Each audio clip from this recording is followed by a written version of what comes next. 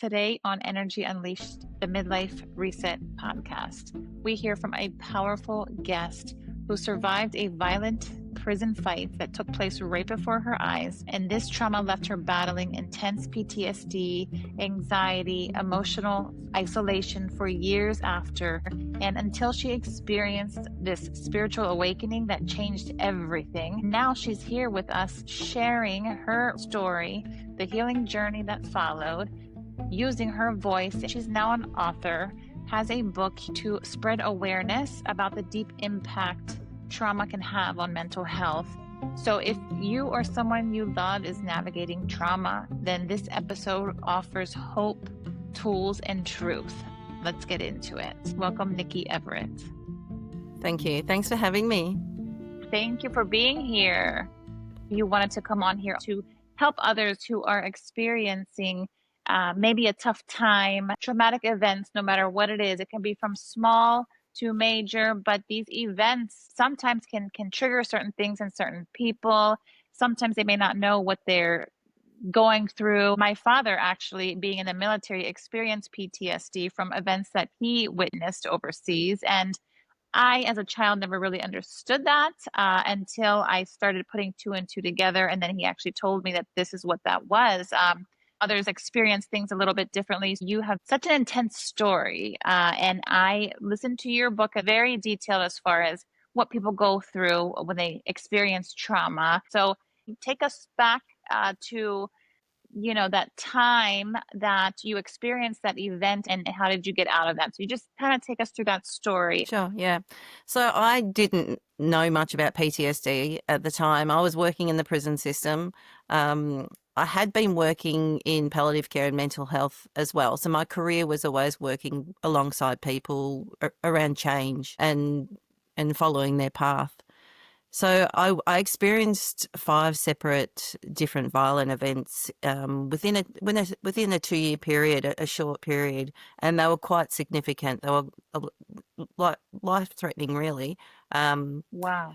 And each one, I just busied myself. I kept telling myself, you just have to be stronger. You have to just toughen up. You just have to keep going, especially working in the prison system. That's the culture in there. And then finally it came to the day where I'd walked out into the prison yard, and I was feeling quite run down anyway because I'd experienced these other violent events. And I walked straight into a prisoner stabbing another prisoner with nothing but other prisoners around me. And it was at that time I just broke. I was watching the scene from outside my body, and something within me just broke. So I went to work that day, a competent, capable, professional woman, and I came home and I couldn't string a sentence together. Wow. It was really life-changing for me. I defined myself by what I did. I was a professional woman. I was developing programs. I was for the prison system and for mental health, and I communicated for a living. I used to run group work with prisoners. And to not be able to communicate anymore or even string a sentence together, it was really, I didn't know who I was anymore. I wasn't able to work in the prisons. It was too triggering.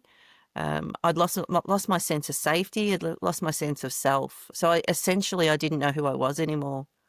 Yeah. I recommend everyone to listen to your audiobook. It's paperback and also audiobook, correct? Yeah. Either way. And Kindle and ebook.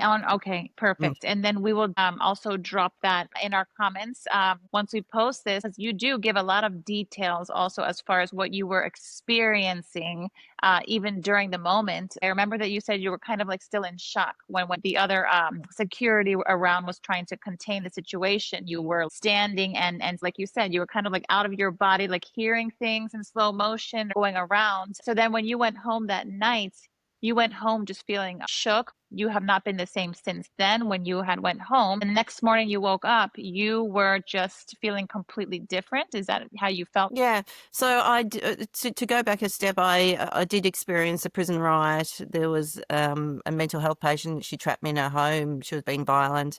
My best friend's suicide, and then another big prison fight. So my mental health was deteriorating, and I had been having nightmares from those. So it what I do have is complex PTSD, so it's a series of different events. But it was very instant from that day. My body couldn't stop shaking, um, and I couldn't string a sentence. So it's called trauma talk, where you either talk in full stops or tumbles out on top of each other. And I disassociated a lot, which for me was really strange because every time I tell the psychologist that I was or she knew I was disassociating, I could see this fear or worry in their face. But for me, it was actually really comforting, which was really weird because I didn't have to deal with anything. It was You like I didn't went this, feel anything. yeah, it was like I was outside myself. And I do describe it in detail in the book. And I suppose Yes. I wanted to do that because I wanted to share that experience with people and let people know that if they're having that experience too, they're not alone. Um, Yes. the thing about PTSD is it's so complex because so many different things get us there, but all our symptoms and triggers and the fact that we have nightmares and flashbacks, that's all the same, and that's where we can join. Um, Yes. yeah, so it was life changing from that day. I was fearful of the world. I was being triggered around every corner. You know, went from walking through a maximum security men's prisons on my own to couldn't even go down to the supermarket. Like I was, Wow. Sense of just feeling trapped or fear, wondering what's going to happen next. That was the thought in your minds, like something could happen. yeah, yeah, and I did, and Wow. it was this anxiousness constantly, and that's where the title came from, Uncomfortably Comfortable. Yes. Initially, I was uncomfortable working in the prison system around sex offenders and things, but then that it continued on, and I constantly feel uncomfortable. My muscles are always tense. Um, yeah, it's just it was a really horrible time, and I was highly medicated because my body couldn't stop shaking. And the talk therapy was horrific. You know, you had to talk it through, and it was just it was a period in my time in my life that was it was exhausting. It was exhausting. Yes. I was lost. I didn't know who I was anymore. I'd lost everything. Draining, probably emotionally draining and Mm, physically draining from just all of your energy just being consumed time after time, just exhausting, like all over, right? yeah, I was living in fight and flight all the time. So 24/7. yeah, I could feel the energy going around my body, and it was you know, so the nights were just as bad as the days. The nightmares were exhausting. Um, yeah, and I went on like that for quite a while, and I'm talking years. I was like that. Um, and I got to a point where I was exhausted, and Yeah.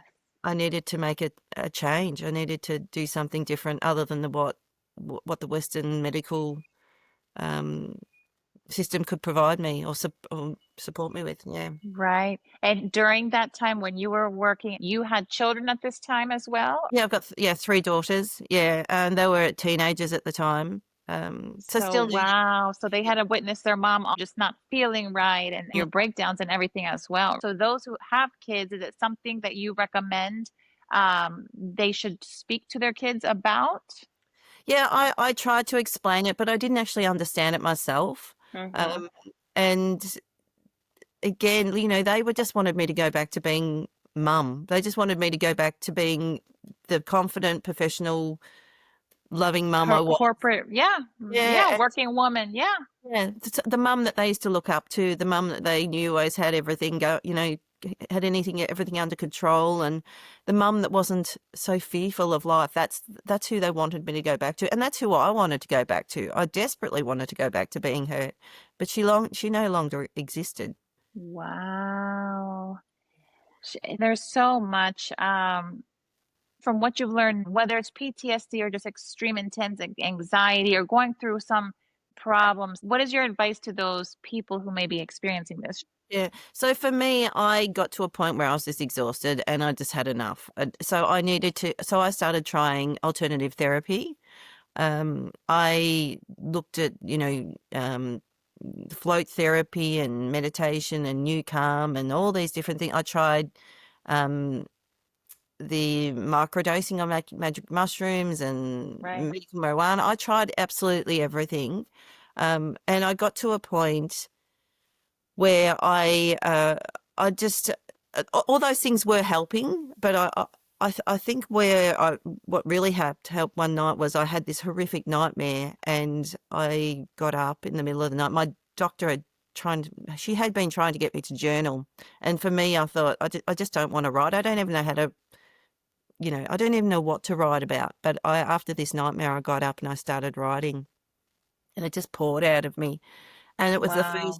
it was the first night I went back to sleep, and I actually slept without nightmares. So that was a really healing moment for me. That was okay, I need to do some more of this. This is something instant that helps, not Mm-hmm. just a band-aid.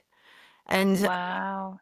along that journey too, she encouraged me to do something with my hands, and she wanted me to knit, and I wasn't a knitter, so I loved plants, so I discovered kokedamas, which are, it's a Japanese form of, you put a plant in a moss ball, and you string moss around it. But during that What is journey, that called again? kokedamas. It's Oh, yeah, cool. it's a Japanese. They've got plants and they put them in a ball of moss, and they're really pretty the way they are. So I Nice. was making them something just to keep my hands busy. But during that process of researching how to make them, I discovered kintsugi, which is the art of another Japanese art where broken pottery is repaired with gold. And it makes, by repairing it, rather than throwing the pottery away, they repair it, and it makes the pottery more beautiful, more unique, and Oh, more that's than what it was gorgeous. before. And I applied that metaphor to my mental illness, to my PTSD. And it was at that moment I thought, I'm not less. So while I was living with PTSD and mental illness in those early years, I made myself very small and almost apologetic for living. And once I discovered this, I thought, no, I'm not less than. I'm more. I'm more interesting now because of my experiences. I'm stronger. I'm more stronger. I'm more unique. And that flip in my perspective about myself really shifted um, Wow. the way I lived. Yeah, it was a real shift. And yes, I'm still living with complex PTSD, but I'm not so hard on myself. Life is just easier now. It's a bit lighter by the way I view myself. So that was a real positive, and Oh, that's what I really want others to learn, is to view themselves in a positive way, that you are so more than what you've been through. yes. Ah, and do you think that this is like your purpose, that somehow you were meant to go through these tough, crazy times to now bring that pain to power? Because look at you now as an author, you're a speaker, you're spreading awareness to people who may feel lost, or they may feel broken. You're sharing your raw story. You've tried a little bit of everything, Mm. and journaling was the main thing for you that helped you, hence why you wrote a book. Mhm. Right? That's like something personal. That's a nice trait that you have. Yep. But do you think it's also doing these mindful activities? And because the Japanese also are very spiritual, so perhaps that's the spirituality that came out of you. Do you think during that time when that shift happened, do you feel like that was like your spiritual awakening Yeah, I specifically? do. Yeah, I do. Within my family, there's a lot of women in my family, strong women, and once a year we go away. My aunties and my cousins, and we go away and hire this house, and we all, eat and drink and tell family stories and share, and I write about it in the book. And my aunties tell us family stories about what's happened in the past and who's who, and it's a really, really lovely weekend. And during one of these weekends, one of my two old aunties, they sat me down. They knew I was feeling lost in life. And, we talked about the dark night of the soul. They explained it to me, the dark night of the soul, step by step, and where I was at, and that I would find my way out, and that it's not a bad thing. It's about a growing. It's a growing within you, and that you are going to shed your old self, the old self that I thought I was, which was the corporate Mm-hmm. person, which wasn't me at all. It was just a job. It was expensive cars and a job and a title. That wasn't who I was. So this shedding of my old self and becoming my true authentic self was this journey through the dark night of the soul. And so Yes. that was a big shift. And knowing that there was the before me, and I thought this person that I am now, this broken person, I thought that was going to be me for life. But I discovered that's just the middle me. That's just the healing, the broken healing me, and that there was going to be a new me. And I was actually starting to look forward to Wow. meeting this new me. It's almost Oh, like coming out the other side. Mm. gorgeous. And do you think, does everybody experience some kind of dark night of the soul? Do you think that's one of the purposes of being here on Earth? Well, I think everyone does, but it's at different levels. You know, you can go through the dark night of the soul in one night, or you Uh-huh. can go through it over months, or you can go through it over years. Some people Uh-huh. get stuck in it. It's, Uh-huh. to be human is to experience the highs and the lows of life. So if you haven't experienced that chapter yet, it probably will be coming. And that's fine because Uh-huh. no one wants to live a life where it's just nothing. You need to experience the bad to really appreciate the good too.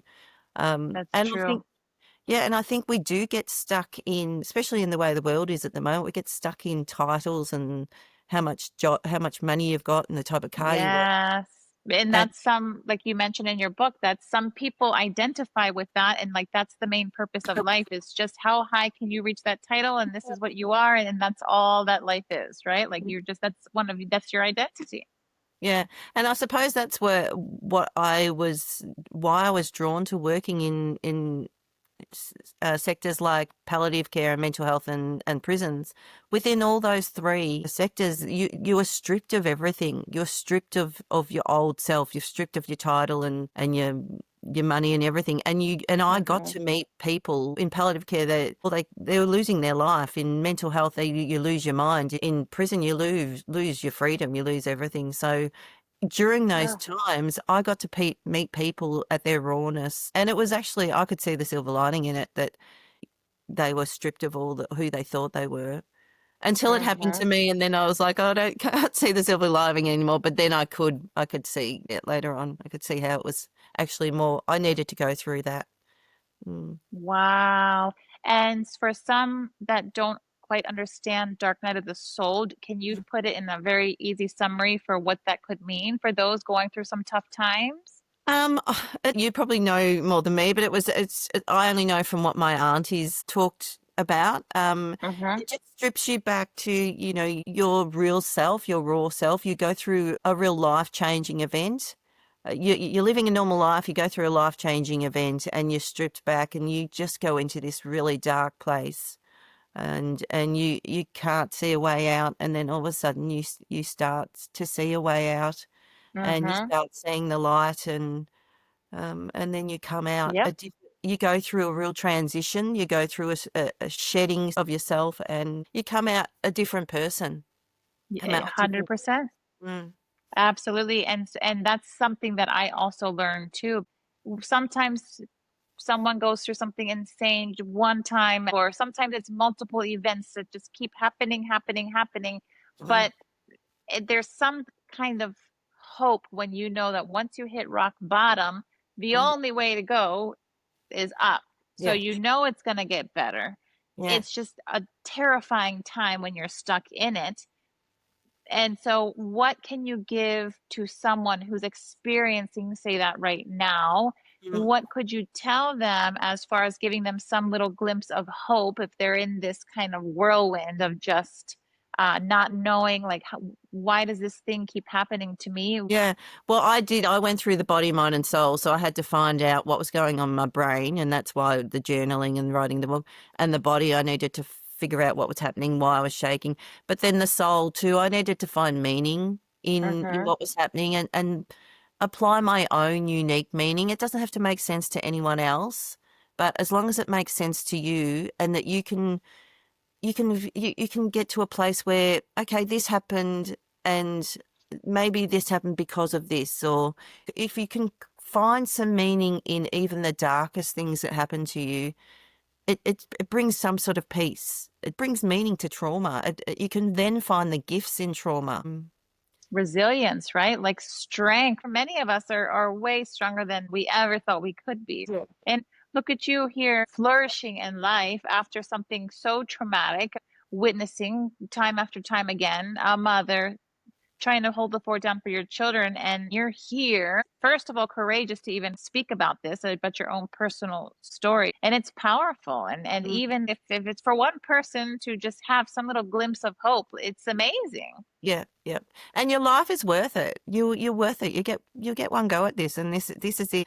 You can choose to stay in the trauma. You can choose to stay in that story and that be who you are for the rest of your life, or you can choose to flip that narrative.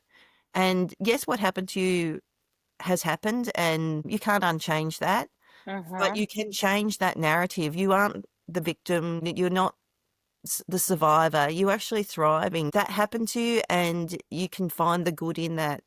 And I found quite a bit of good in it. You know, when I was working in the prison system, I had taught myself to be numb to the horrors of the world. Working with pedophiles or serious violent Oof. offenders, I would be really numb. I'd hear a story or I'd talk to a prisoner, and it wouldn't affect me. But now I can feel again, which is, and that's got good and bad to it. But one of the gifts is that I can really relate to another person who's been through trauma. And sometimes we don't actually have to speak and tell our stories. Just this knowing that someone's lived a similar experience to you, there's healing within that. There's healing within just the connection in the Yes, eyes. And there is people out there that you just need to connect with um, that just understand you. And yeah, there's a lot of good that comes out of a lot of bad sometimes. Yeah. exactly. For the most part, nowadays, there's so many free resources and help out there. Join groups, right? Like-minded groups for Yeah. people who have been through their dark nights and suffering through different things, but seek support. And people are awesome on social media, Facebook community groups. You have Facebook, and you have a community going there, Yeah, I've got Instagram and Facebook. I'm working in the prison system. I didn't have a lot of social media before, so I right? said to my one of my daughters, um, "Can you create a Instagram for me?" So she's come back with she's a bit of a smart aleck, but she's come back and she's called it "She is Mental PTSD." Yeah. So I like that now. People like that, so that's what it's called. Yeah, and I just share my story with people. I share things about creating awareness around what PTSD is and how it affects people. And I think that's what a lot of the feedback I'm getting with the book too is that I've put a voice to people's experience. And Uh-huh. a lot of people have read it or listened to it, want their partner to listen to it to say, see, this is what I'm living with, because they, Yes. yeah. And you go into great detail too. So you're explaining what you're feeling from the inside out, and that can relate to so many people. Yeah, and it's complex, but I've written it in a way like would be speaking to the prisoners in really simple, plain language that Yeah. everyone can understand, just like I was having a conversation. So yeah, I'm feeling very blessed that the book came about. What didn't intend to write a book, it just came out through the journaling. I mean, I Well, can't. the journaling, yeah. Yeah, I can't even remember writing chapter 2. I was disassociating while I was writing that, so I can't even remember writing that, and that's about the stabbing. Wow. Yeah, so it's moving all over the world. People are buying it from all over the world. It just Yeah. show me that how many people have experienced trauma, and it's all over the It's world. helping people. Exactly. I never thought journaling was so powerful before. I was like, oh, I'm So, tired of school and writing so much and blah, blah, blah. It is such an easy thing to do. You don't have to think so hard about what to write. yeah, yeah, Just start writing whatever silliness is coming from you. It could be mumble jumble, whatever silliness is just coming from your head. Just pick up the pen and just keep writing, and don't stop for 5 minutes straight. And it's kind of like a dump. It's very helpful. Whatever's going on in your brain, do like a mental dump of your to-do list. Even if you wrote it again the day prior, write it again, just to get it out of your mind, out of your head, so you can feel settled. Yeah, like to simplify, it's almost like if you've got a big day tomorrow and you go to bed and it's just going round and round in your head. And if you get up and you write a to-do list, you're able to go back to sleep. And that's Yes. in a very simple way that is, but and that's what happened with me. Like sometimes I just get up and scribble. Sometimes words Mm-hmm. come out, sometimes sentences, sometimes pictures.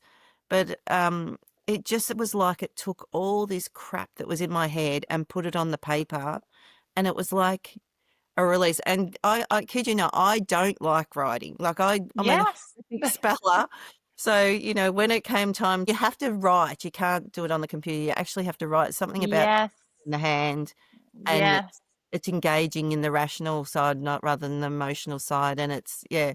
So there's something about that um, people probably could talk about more. But when I went to type it up, there was so many spelling mistakes, but that was fine. It was helping me. So, yeah. That's awesome. Were you spiritual growing up, or was it more going through these events that you became more like spiritually connected? I became quite spiritual when I started working in palliative care. I would sit with people who are dying, and the conversations they wanted to have is, where do you think I'm going? What's Wow. next? And it was a real privilege, and often the conversation would go there. Like it was, they'd want to talk about their achievements through their life and how much they love their family and things like that, but it would always end up there. Where do you think what's next? And I had to develop a bit of a theory myself, or philosophy myself, on what I believed, so that I could have these really in-depth conversations with these people. So that Um, was like the majority. It was all about, where do you think I'm going? Am I okay? and for me, I believe strongly in reincarnation. I believe we come here for a purpose. We come here to Mm-hmm. learn. We meet certain people, and that's why I think we keep going through having the same problems, because we're not learning it. We just keep going. Exactly. Yeah, and so we would discuss many things. Why do babies die, and all these different things. And then there's many amazing books that have these theories too. And it was the whole conversations were quite comforting. That some of them are actually excited. Where am I going next after these conversations? So yeah. Oh, wow. So So not like one thing is the right thing. Just see what calls to you and what feels right to you. But I absolutely agree that we're more than just here. It's not just that you end here and that's it. It's for a reason, for a purpose. It's like a school. We're learning something yes, here. It's a lesson that needs to be learned until we break that pattern. And I think that we experience all the different feelings, from the worst thing ever to like the most amazing thing ever. It's all different levels, different feelings that we need to experience. yeah. And then I started thinking, applying it then when I started working in mental health too, is what's happening here. And we think we're normal, and people who've got mental illnesses are abnormal, but that's not the case. That's, maybe they're the normal people. They're Right? more in tune, and they know what else is going on, and they can see more, or So I started thinking differently about that. Maybe, yeah, there's more to mental illness. That there is the Yeah, bad side, but there's also the good side too. There's a lot of people exactly. very creative and very in tune with their emotions. They have the highs and the lows, but at least they're getting that. Sometimes people just live this nothing life, Yes. you know. So, finding all these positives, and then even in the prisons, why did this soul go down this path of thinking it was okay to hurt other souls, and had to sort of create meaning around all these different areas. Oh my goodness. Absolutely. I agree with that. And Yeah. the title of your book, Uncomfortably Comfortable, how would you explain that? Yeah. So again, when I was working in the prison system with the sex offenders and the violent offenders, I always had, as a female working in maximum security prisons, you're always uncomfortable. Yeah. And because I worked there for so long, you had to be comfortable with being uncomfortable. It's not Mm-hmm. Like it particularly was the norm. yeah. So you Yeah. never get used to working with sex offenders. And then that feeling continued on when once I developed complex PTSD, I never feel comfortable. So I've had to be comfortable feeling uncomfortable. My muscles are always tense. I'm always just living on high alert. So that the title was very fitting for how I've lived Mhm. my life. I'm comfortable with being uncomfortable. And Yeah. that's still for a lot of people, they just need to keep maintenance, like maintain. And because are you always feeling tense still now to this day? I do. I do have periods, where when I meditate and I mindful, I do things and I am in my safe place at home. I am comfortable. Hmm. But yeah, I feel like it's the same, it's because it's not seen a mental illness. People think, well, it happened and you should get over it and you should be fine. But it's almost similar to if you had a broken leg and you fractured Hmm. all your bones in your leg, yes, on the outside after years it looks normal, but you're still going to live with some wounds Yeah. from that. So I will always live with my wounds from what the trauma that happened with me to me. But I've learned to live with them, and I've learned to find the positives, and yeah, it's I yeah, but that just doesn't go away. Yeah. Right, Can't right. happen to you. So yeah, that makes sense. Because we're all energetic beings. So it's not like a one-time fix, put a band-aid on it and it's done. Mm. It's a part of you. Do you recommend that to be comfortable to accept it that it's a part of you, but do things to help soothe yourself and maintain it? Yeah, you Like, have to work on it. What happened was horrific, and it's not just gonna go away. They say time heals everything except for trauma. You have to work on trauma. It just doesn't go away. It just sits there like this splinter inside you. So yeah, you need to work on it and bring it up to the surface and create some meaning. mhm. And even the self-talk, the negative self-talk, it's exhausting, but you have to do it. You have to flip it and question every single bad thing you say about yourself. And no, that's not true. I'm not weak. I'm strong. It's exhausting doing all that, and you don't Uh, want to do it, but you have to do it. You have to get yes. out of this negative feedback loop. I want to stay home because I'm scared, because if I go out, then I get scared and then something bad will happen. So I'll stay home. And if I stay home, I get depressed because I'm not interacting. So it's this negative feedback loop. So you need to put in some positives in there. You need to find the positives in life to break that negative feedback loop. Otherwise you just get stuck going round and round and round. Yes. And it's like a rewiring of the brain. And Yeah. eventually it's like a habit, right? Because I've done that to myself with my limiting beliefs and negative thinking from way back when Mm. I was stuck in these toxic patterns from certain upbringing and terrible relationships. And when you're around that environment, just like when you were around the prison systems and all of that environment, that energy sticks to you and you become that environment. So it's until we learn to reprogram ourselves and, like you said, like a switch. And how do you become better self-aware as far as catching that? Yeah, and you have to become very self-aware, very self-aware. And yes, it's exhausting, and no, it's not easy. It's not easy. It's hard, but you have to do it because your life is worth it. So Uh-huh. what I did was, if I was triggered, and I could get triggered by a smell, the sweat of men's sweat, because that's BO, yeah. yeah, because that was the environment, or the And slapping still sound. now, still it triggers Yeah, you a little bit. yeah, yeah. Wow, So yeah. going to a gym or something like that is very triggering. Yeah. Men yelling and screaming, that triggers, or have all these different triggers. Like aggression, yeah. Yeah. So at some point during that trigger, your body, what happens during trauma, you go into fight flight. So your rational side of the brain shuts down and your emotional side takes over. So you Hmm. find, your fight flight, you'll take off. But at some point, your rational side gets the message and your brain will catch up. So there's this real sweet spot where you can go, where you need to say to yourself, okay, that was a trigger. You've got two choices. You can continue on reacting that same way and justifying why you're maybe yelling and screaming or outbursts or whatever the trigger is, or you can calm yourself and say, okay, I was triggered. It's just a flashback. I need to stop and calm myself and bring myself down with emotions, because It happens automatically. It happens within the brain. You can't think your way through it. The brain wants to protect you, so it reacts to the similar Mm-hmm. situations as what it did when you were in that life-threatening situation. It just wants to make sure you're safe, so you're Yeah. off. So yeah, you need to slow it. Once the rational side comes in, you need to slow it down and pull yourself back, Yes. bring yourself back And down.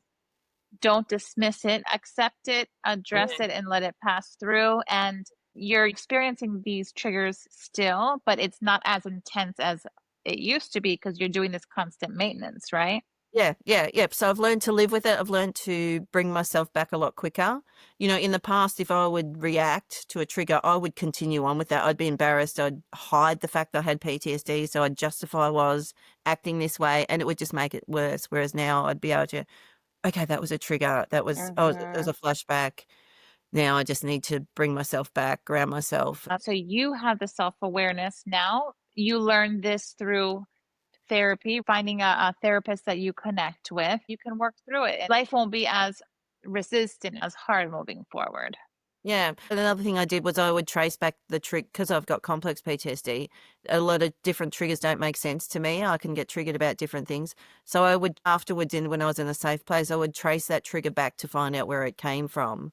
Um, and it's almost like, yeah, we've got all these splinters inside us and we need to work them up. But what we generally do, what all of us do, is we just push one drama down on top of the other. So we're just Mm-hmm. pushing all these splinters down and they're festering inside of us and they just don't go away because we just keep pushing them down on top of each other. So, Yeah. mm, So, like, find a safe place, quiet corner, yeah. right? In your bedroom, in the bathroom, wherever, just a place uninterrupted, like 10 minutes for them to just sit and meditate and maybe think about the trigger that happened earlier. It is going to be emotional, most likely, Mm. right? To just kind of go down, think about it, and what exactly sparked this trigger and where is it coming from? Yeah, where is it coming from? And what is it trying to teach me? What is it trying to protect me from? A lot of the time, the triggers are trying to protect us, keep us safe, because that's what was happening in the past. But by thinking about it after you're in this safe place, you can understand that, it's actually not protecting me. I'm not in that situation anymore. I don't Mm-hmm. need to be protected anymore. So you can actually pull it apart and understand where it's coming from and not be so hard on yourself. Okay, I was just trying to protect myself again, and that's my mind was trying to protect myself. So it's pulling everything apart, and it's getting it to a place where you create some meaning. Everything comes back to meaning. If you can find meaning in things, it's just it's anxiety and depression, and they're all coming from somewhere. So it's pulling it apart and finding out where it's coming from, what's frightening you, what are you trying to keep yourself safe from, and are you actually in that situation now? Do you need to keep yourself safe from that now? Because you might be in a completely different situation.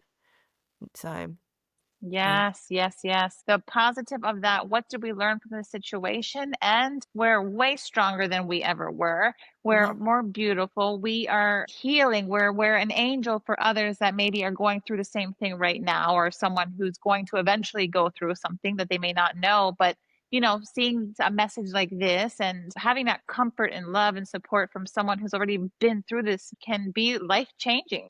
Everyone has their own truth. Follow what feels good to you because our body knows, just like with symptoms of going through these traumatic events, our body's reacting and moving and doing all these funky things because there's still stuff stuck inside of us, Yeah. which we need to work through. I found energy healing and I studied with Tao Mhm. masters who taught me a lot of chakra energy healing movements that has helped me so much. Everybody even says, "My gosh, you're so grounded and calm nowadays." And where did you find all this peace? And even when crazy things happen, instead of complaining so much about it, I'm just like, well, okay, okay, let it pass, let it come through. Like I know it's not going to be like this forever. Just because we're healers, it doesn't mean that we're going to be perfect moving forward. There's always things that come through in life that pop in our way. Mhm. I think that if you're going through these tough times, find one little thing that calls to you that's going to help you. And I love the examples that you gave with the Mhm. plants. It's a piece of you and it's a healing path for you. Yeah, I'm highlighting my flaws now. Hiding your flaws is exhausting. I'm highlighting them, and this is me. And I'm trying to be as real and authentic and connect with others in this way. And I think once the masks come down and you don't hide who you are anymore, you become real. I think life becomes easier. Yeah. Yes, yes. And whoever has children here, this is a channel for the midlife. But so a lot of people have kids, and this is something powerful that the kids are hearing mothers speaking and not being afraid to share the truth. And it's normal, like we're not perfect beings. Things happen and there is a way out. You're not Yeah. stuck, you're not lost, right? Yep, you're just in that middle stage of life. That's where you are. When things happen or you're going through something, you're just in that middle bit. There's going to be a new you. You just have to keep going. When you go through hell, you don't stay there. You keep walking, don't you? You keep going. So there's going to be a new you. You just have to get there. Yeah. That's beautiful. Ah, Mm. definitely anybody listening, where can they grab a copy of your book? I know it's on Spotify, and it's audiobook, which is easy. That's what I listen to because I'm always on the go, go, go. So I would just Yeah. hit play, play, play. That was so easy. And it was just really good information to know. And there's certain messages in there that can relate to everybody. Yeah. If people would like to connect with you, we're going to drop it also Mhm. below in our post where it is that they can find you Okay, so and where can they get your book. yeah, so it's on Amazon. You can get it on Amazon, Kindle, Spotify, or any other audiobook platform. You can get it off my website, which is She Is Mental, She is PTSD. mental. Yep. Yep, She's Mental, PTSD. Yep. or Nikki Everett. Yeah, so you can walk into any bookstore. If it's not in that bookstore, they'll order it for you and get it in for you. It's selling Lovely. all over the world. Mm, yeah. I love it. And so we spoke about so many nice things. I could literally talk about so much more. Yeah. But definitely, the highlight of just the courage that you had today is amazing. So I just want to thank you so much for just coming on and just sharing your story. It's not easy. Some people are not ready to share, and that's okay. And you're here. You're sharing because you know it's going to help somebody out there. That's right. And you're sharing what worked for you. Everybody's different, Mhm. but I'm a huge advocate of journaling and ancient wisdom, healing practices. But I would just leave it to you. Any last words? I suppose it's just accepting who you are, accepting this, stop beating up on yourself, thinking you have to be better, Uh-huh. or you have to do this, or comparing yourself. Once you stop doing that, life just becomes lighter. You, yeah, it's just this expectation we put on ourselves, and flaws and all, your flaws are always your biggest strengths. Once you show people your flaws, they become your biggest strengths. So just accept yourself and love yourself, and you're here this time, you're here for this go, and give it your all. Yeah. And keep going. It might not be easy to say, oh, just keep going, but things will get better. And yeah, Yeah, your life is worth it. You're worth it. So if here you for a reason, right? yeah, you're here for a reason. You're here to learn. You're here to live. You're here to go through the good and the bad, and just keep moving, and find the gifts in life. Yeah. Oh, Nikki, you're so inspiring, and I loved your book. Thank you so much for sharing. Oh, thanks for having me.